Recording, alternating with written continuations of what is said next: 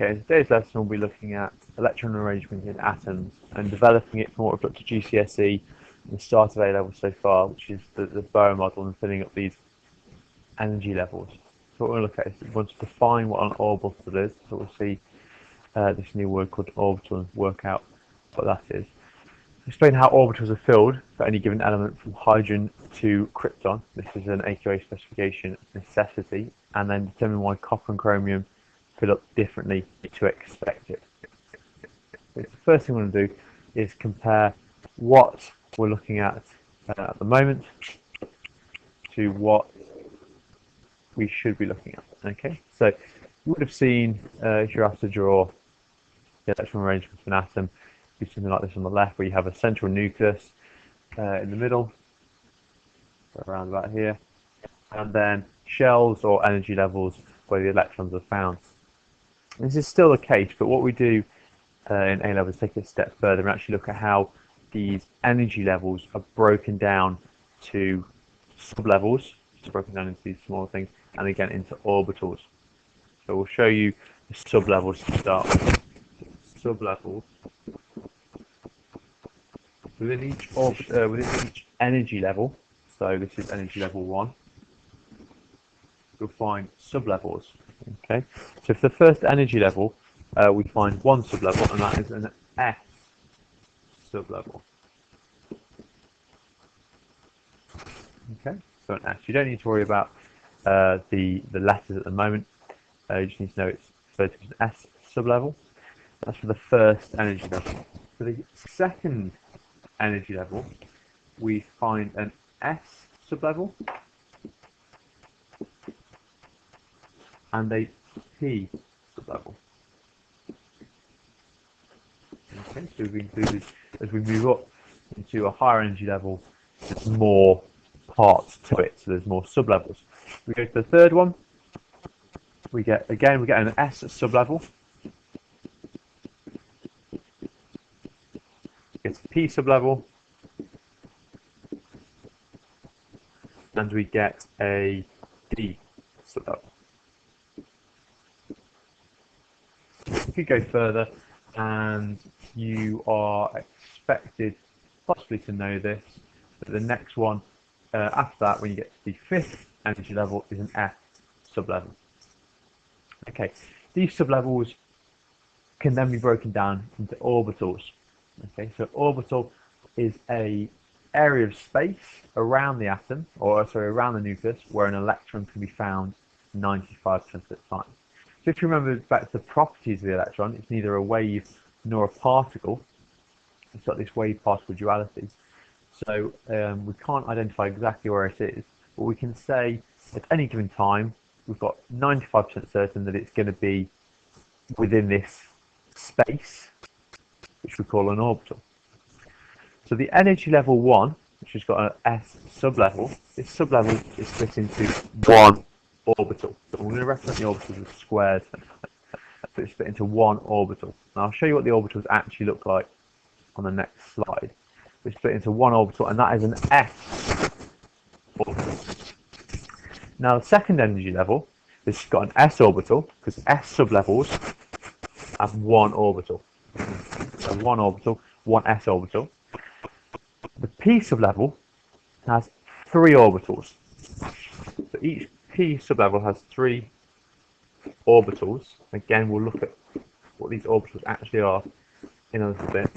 Within a P sublevel, there are three orbitals. Now, if we move down to the next energy level, so energy level 3, we've got one S orbital again, so every S sublevel has one S orbital. And the P sublevel, we again have three orbitals within a P sublevel. And then for the D sublevel, we have 5 D orbitals. Sorry, D there. So as you can see, as we branch out, the number of sublevels within each energy level increases, and the number of orbitals within each type of sublevel also increases. Now the thing you need to know is that the energy within an atom always wants to be kept at minimum. Okay, so you always want to keep it at the lowest part. And the S sublevel has the lowest energy of all the sublevels. Then it's P, and then it's D. Okay, so S is the lowest, then P, and then D. So now we're going to look at actually what these things are, these orbitals. You don't need to know these diagrams. It does help a little bit to actually be able to picture them. But you don't need to know them now. At the top, we have got the S orbital. Okay, and the S orbital is a spherical area of space around the nucleus where we could find the first electrons. The p orbitals are dumbbell shaped. So the reason we've got 3 here, first because there are 3 orbitals, but also it can go down the 3 axes, so it can go down the X, the Y, or the Z. Just remember looking at this in 3D, an atom's going to be 3D, not a 2D. So you've got 3 orbitals going down different axes. So one down the X for the first one, down the Y for the second, and up the Z for the third. Now we look at the d orbital, so it's obviously a different picture, almost this clover shaped. And again, obviously we've only got 3 axes, but the orbitals take different areas within the space of those 3 axes. So as you can see, you've got down the X, but as they slowly move around, you have these different spaces where the orbitals can be found. So again, you don't need to know these shapes. All you need to know is that an orbital, a volume of space where an electron can be found 95% of the time. And they are specific electrons, so specific electrons will be found within that each orbital at a given time. So just to show this slightly differently, I just want to compare it forward again. So your S sublevel, the first one, is represented here. Okay, so that's the first energy level. Then we move up to the next energy level. The next energy level, we've got another S sublevel. That's going to be a wider out area because as we move away, we're moving away from the nucleus. Okay, so that's not in the same orbital. It's in a secondary S orbital, which is in a different space. We've also got the p orbitals. So here's one. The X, Y, and Z aren't specifically allocated to any of the orbitals. They're all the same energy, and the electron can be found in any of them. Could be found in either of them. And then again, we go to the 3S here. We go do another S. Again, that's not the same S as 1S or 2S. It's another spherical orbital, but it'll be found further out again.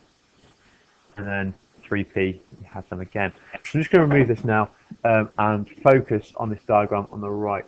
So this shows you you've got shows you the sublevels.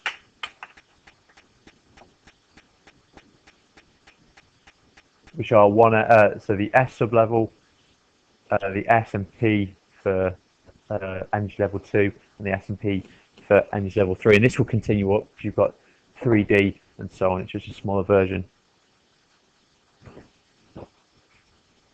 of what is the total, really. One thing to notice, though, the energy increases as we go up. So 1S is the lowest energy orbital, then 2S, and 2p, all 3 orbitals are at the same energy.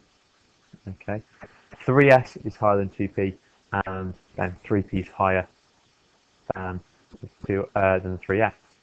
So as you go up the energy levels, the energy increases. But also as you go from different orbitals, so going from a sublevel, going from S sublevel to a P sublevel, that increases the energy as well. And we need to take that into a little bit of consideration in a little bit when we're looking at the next part. So what we should be able to do is fill this in now to a certain extent. This is looking at sublevels. So you've got the energy level across the top, got the sublevels on the next one. So that's looking at what sublevels are found within that energy level. The number of orbitals in the sublevel, so how many are in that exact sublevel, and then underneath that in brackets the number of electrons that are in total, and then the total number of electrons in the whole energy level. So give it a go now, pause this, and we'll go through it in a second.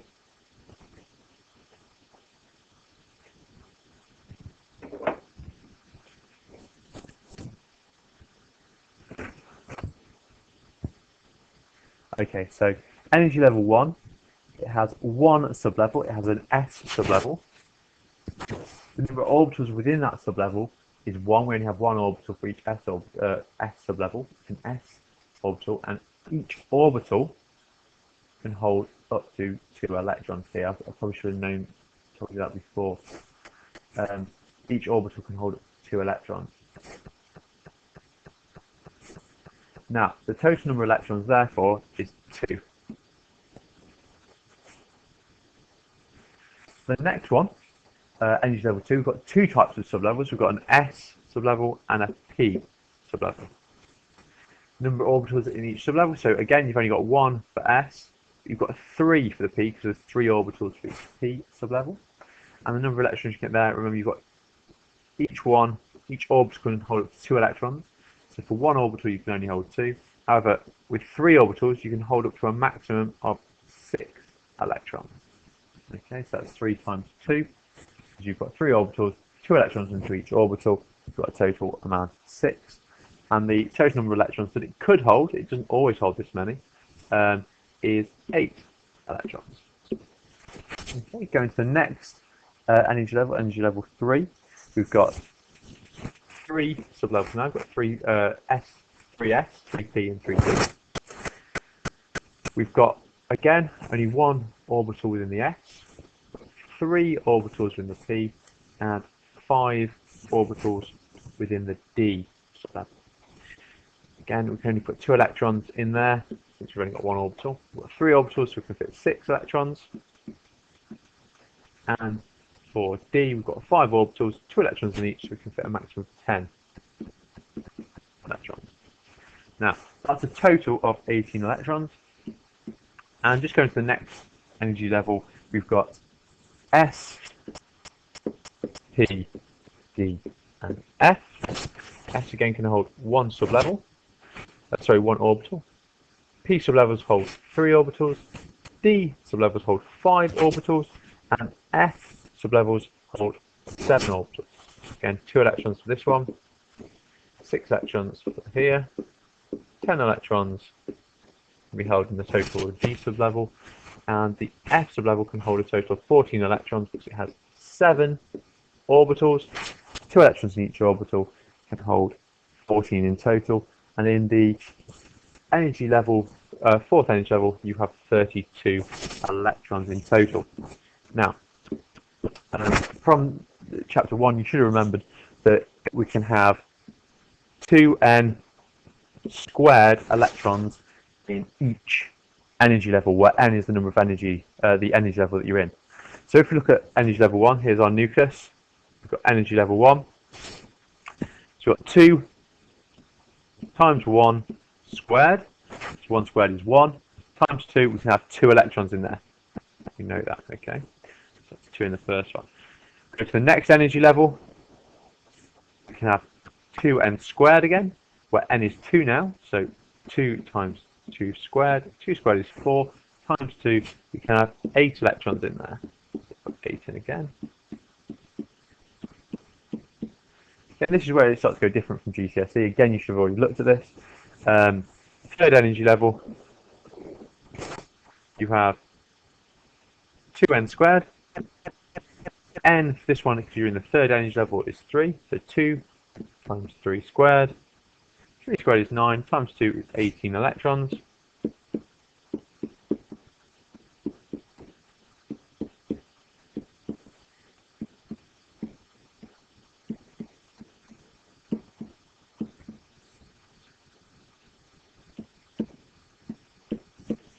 Electrons, and so on. Okay, and just to show you get 32. The 4th energy level is 2 times 4 squared. 4 squared is 16. 2 times 16 is 32. Okay, so you can just check that that was correct.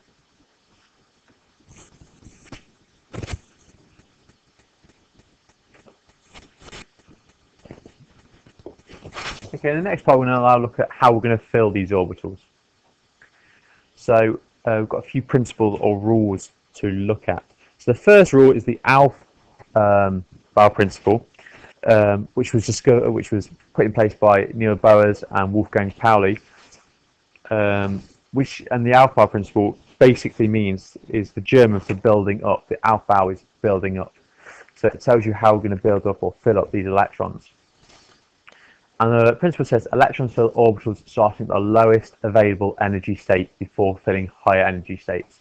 So all this is saying is you're going to fill electrons into the 1s orbital before you move up. Okay. And same again, you'll fill up the 2s orbital first before you go to the 2p.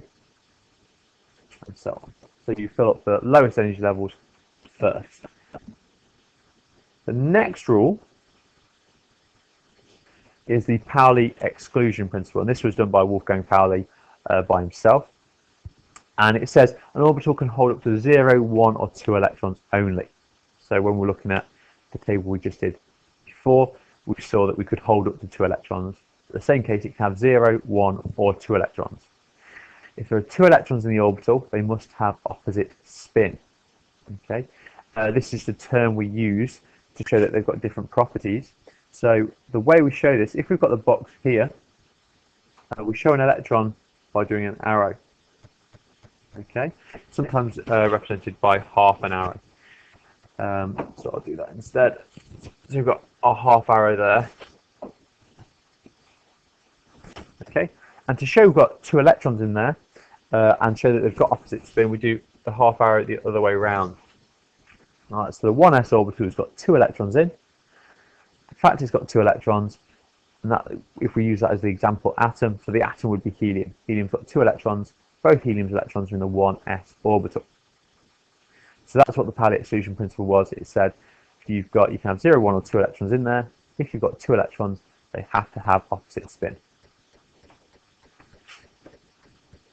The last rule we're going to look at is Hund's rule. It says when filling sublevels other than s, electrons are placed in individual orbitals before they are paired up. And what this is saying is you fill up energy levels of the same, orbitals of the same energy singly first before you pair them. Because as you pair them, it increases the energy slightly. You've got this slight repulsion there. It doesn't increase it enough to warrant going from 1s to 2s, and splitting the electrons, but it does increase the repulsion and therefore the energy. So we'll look at an example in the next slide to show this filling up separately first. Okay, so we've got our 3 rules there. We've got the Aufbau principle, the Pauli exclusion principle, and Hund's rule. We've also got on the right the orbitals, the diagram of the orbitals, and also showing that energy increases as we go from s to p and p to the d orbitals. And this is important, and I'll show you this in a second. Okay, but we want to fill up an orbital. We're going to fill up the orbitals based on an atom. So we're going to look at nitrogen to start with. So nitrogen has 7 electrons, or it's got an atomic number of 7. That tells us it's got 7 protons. If it's a neutral atom, so it's not an ion, it's going to have 7 electrons as well. So we're going to follow Aufbau's principle to start with. We're going to fill in the lowest energy orbitals first. So we're going to start filling up 1s. We fill up 1s first. Before we go to 2s, we've got to fill up 1s. The Pauli exclusion principle says we can have 2 electrons in there. So our second electron is going to go into the 1s. It has to have opposite spin. Okay, so that's looking again at the Pauli exclusion principle. So that's 2 electrons already placed. The next electron, the third electron, is going to go into the next available lowest energy orbital, which is the 2s. And again, before we leave that orbital, we need to fill it. So we've got we put 2 electrons in there, 2 arrows upside down from one another, showing opposite spin. So we've placed 4 of the 7 nitrogen electrons so far. Now we go into the p sublevel. At this point, this is where Hund's rule comes in. Okay, we've got 3p orbitals, all of them at the same energy. There's no difference between any of them. So what he says, and what the rule is, you fill these up singly first. So that's the first one, so that's the 5th electron, 6th electron, 7th electron. So they're all filled up individually first. The reason, again, we do that is because as you pair electrons, the energy increases slightly because of repulsion. So if we can get them into separate orbitals of the same energy, just like in 2p, so 2p has 3 orbitals all at the same energy because they're all at the same level there. We place them separately first and then pair them up. So that's nitrogen. However, if we were to look at oxygen, just to show that pairing up, so oxygen has got 8 electrons. Let's start pairing them up now. So we're not going to move up to 3s, it's a higher energy level. But we're going to start pairing these electrons up now. So you can go there. If you go on to fluorine, do this, and then neon again. Okay, so following those 3 rules, you should be able to fill up the orbitals correctly. There's some things to notice. The reason I chopped it off at 3p is because we get a slight change after 3p. So 4s is lower in energy than 3d. The reason for that is because as we go down the orbitals, the different orbitals, they increase in energy. Now, the fact that we've got d orbitals at a higher energy than the 4s orbital, even though the 4s is in a higher energy level. Okay, so we fill the 4s up first, then we go to the 3d, because the 4s orbital is at lower energy, because s orbitals are lower energy than d. And even though the energy level is number 4, we fill that up first. And we'll look at how we do that in a second. Okay, so what I want you to do is I want you to give this a go with 4 different atoms. Before we do that, Shay, I've just realised I've forgotten something. You can also write, instead of drawing this in a box, you can write it. So I'll just put this back to nitrogen. So nitrogen's got 7 electrons, got 4 already placed, 5th electron, 6th electron, 7th electron. Obviously, you should be drawing in a box, but I've drawn them slightly out. So we can also write this instead of drawing them into the energy level diagram or orbital diagram. So the way you'd write it is like this. You've got 1s. So that tells you the energy level it's in. So the energy level, you can write EL, is 1. The S tells you the sublevel, or the orbitals. And then we also have 2. So that tells you the number of electrons in that sublevel. So I'm not going to write that. That's the number of electrons in that sublevel. Okay, so we'll just do that again. So that's just the start. So that wasn't the full for nitrogen. So you got 1, S2. So that tells you the first energy level. Sublevel S, 2 electrons are in that sublevel.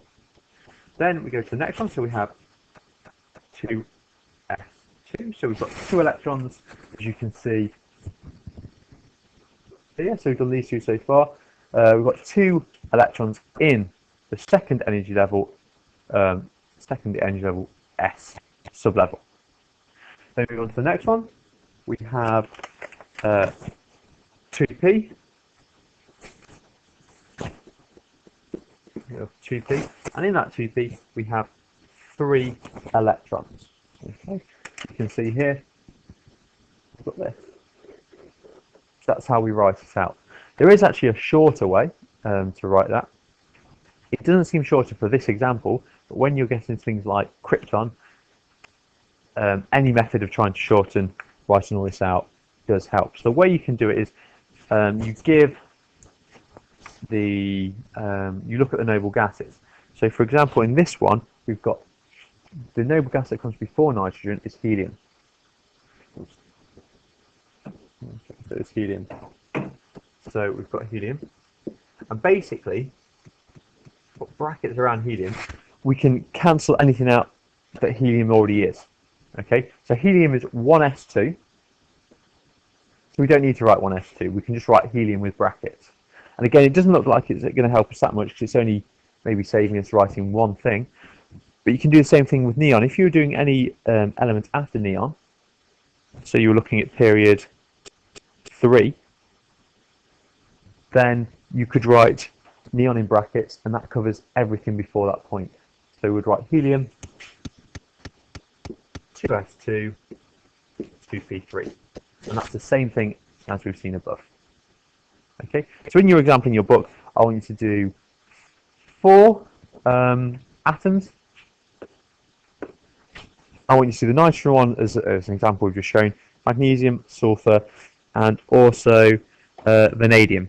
Okay, so pause the video now, give it a try. I want all those 3 things shown, so the diagram, the electronic structure in the diagram, the written electronic structure, and the shorthand written electronic structure. So I'll just write those out again. You've got nitrogen, you've got sulfur, and sorry, magnesium, sulfur.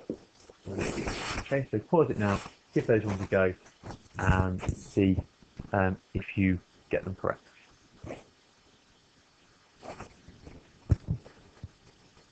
Okay, so we'll start with magnesium. Magnesium has an atomic number of 12, so we know it's got 12 protons. Since it's not charged, it has 12 electrons also. So we're going to follow those rules. We're going to follow the first rule, the alpha principle, where we need to fill up the lowest energy level first. So we've got 1, 2 electrons, opposite spin, so following Hund's rule, following the Pauli principle, exclusion principle. Move up to the next energy level, so that's our 3rd electron, 4th, and what we can actually do is start writing this out just to make it much easier. We've got 1, s2, and 2, 2. This is 4 electrons at the moment. So we have our 5th, 6th, and 7th, and now we start pairing them up. 8, 9, 10. Okay. Now we can move on to the next sub-level, the highest level, because we've filled the orbitals so far. So now we move to 3s. We've got our 11th electron, and again we need to fill this one up before we move on. 12th electron. So that's it for magnesium. Again, we can write this out, so it's 2p6 and 3s2.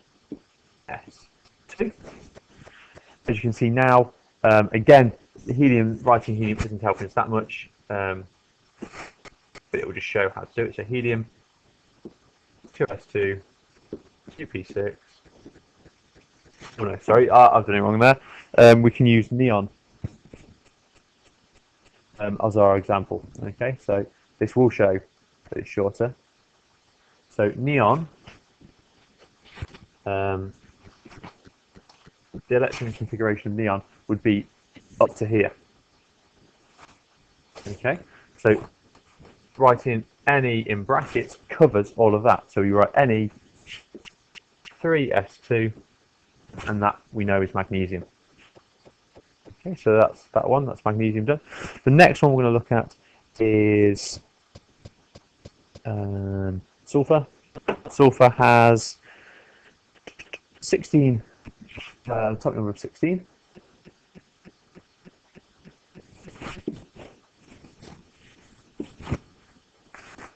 Okay, that's when it's got 16 electrons. I've already got the ones for magnesium on there, so I'm going to leave those there. So we've got 12 electrons so far. We've got another 4 to place. Is that correct? Yeah, that's correct. Okay, so we go 1, 2, 3. So we fill them up separately to start with, based on Hund's rule. So we don't want them to be paired up because that increases the energy slightly. And since this 3p is the same energy level, they can be paired separately. But they can be put separately first, then paired. So that is 15 electrons. And then we start pairing them up. Again, we write it like that because we're writing the first p orbital. However, it could have gone in any of the orbitals because they're exactly the same energy. But the way we write it is like that. So to write this out, we have 1s2, 2s2, 2p6, 3s2, 3p4. And again, we can use the shorthand of this by using neon. So neon covers from 1s2 to 2p6. Then we just write 3s2, 3p4. And that's the answer for sulfur. Again, if you got this wrong, just correct it, preferably in a green pen. Okay, and the last one we'll be looking at is vanadium. Vanadium's got a atomic number of 23. So it's got 23 electrons. We've already placed 16 electrons, so we've got another 7 to place. So we can start writing out already. We've got 1s2, sorry, 2s2, 2p6, 3s2, gonna need more space. So 1s2, 2s2, 2p6, 3s2, 3p at the moment. Okay, so like I said, we've got 16 electrons already, and we've got another 7 to place. So this is a 17th electron, 18th electron, so we've now got 3p6 full. We move on to 4s now. Okay, remember 4s is a lower energy than 3d. So 1, 2, that's 4s2, and then move into the 3d. Okay, so we've now got, we can actually add this one, you can see, so 1s2, that's 2 electrons there, 2, 6, 8 electrons there, 2, 6, 7, 8 electrons there, and 2 electrons so far there. So that's 20 electrons, we've still got 3 more to place. We move into the d orbital, or the d sublevel, start placing them individually into orbitals. Okay, so that's 3d,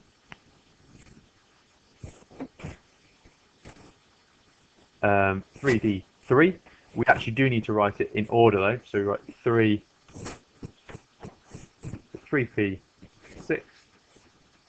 3d3, and 4s2. Okay, so we've written that out. The shorthand that we can use is argon. So argon's the noble gas beforehand.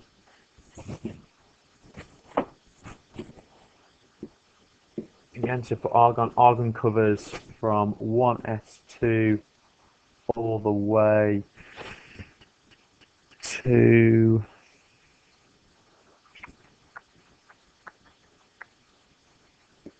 3p6.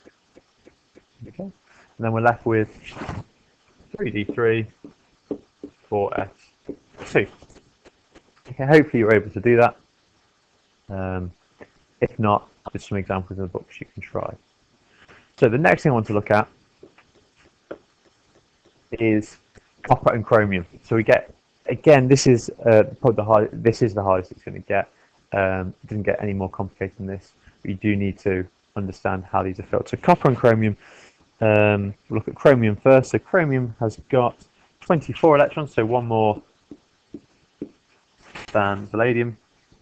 We can fill these up. So we've got 1, 2, 3, 4, 5, 6, 7. Again, these are supposed to be in the box. 8, 9, 10, 11, 12, 13, 14, 16, 17, 18, 19, 20. I would expect it to go 21, 22, 23, 24. Okay, that's what we would expect from the pattern we've got so far. However, the one thing that's important is having the 3D sublevel half filled. Every orbital half filled is a lower energy than having it partially filled. Okay, so when each orbital has one electron in it, it is a lower energy. So what actually happens is we take an electron from the 4s and it gets placed into there. Okay.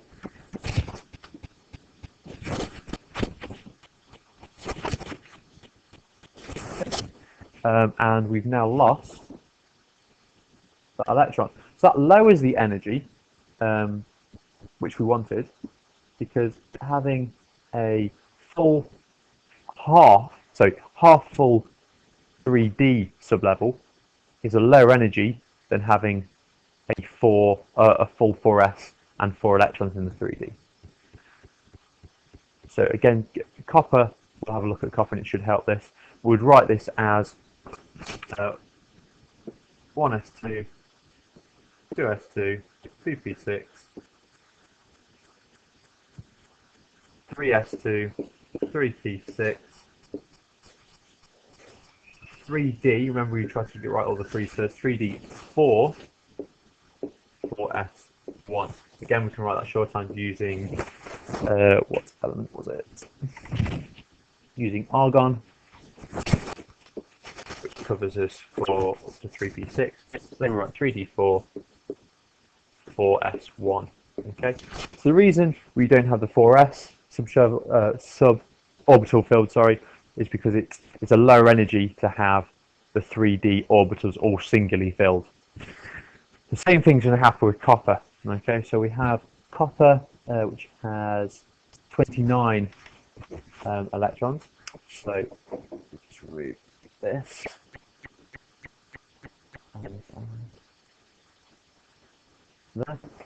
29 electrons. So remember, chromium had 24, so we need to go up to 29. So we've got 5 more to place. Now we'll go back. The next electron to be filled is the 4s. Okay, so it's half filled. Now 4s is completely filled. Both of those are low energy now. Okay, so instead of putting another one into 3D and making one pair, the one orbit have a pair, we've got the 4s. The 4s increases the energy slightly because they're paired up, but not compared to putting one in the 3D. So that's one electron of the 5 we have to put up. Then we go 2, 3, 4, 5. Okay, that's what you would expect. However, again, it is lower energy to have the 3D orbitals all filled instead of 4 of them filled and 1 half filled. So again, we take that electron from 4s and it fills in here.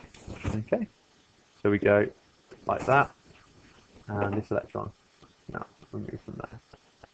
Okay, so that's a lower energy than having 4s filled and 3D 4 orbitals filled and 1 half filled. So the electron configuration for that would be written 1s2, 1s2,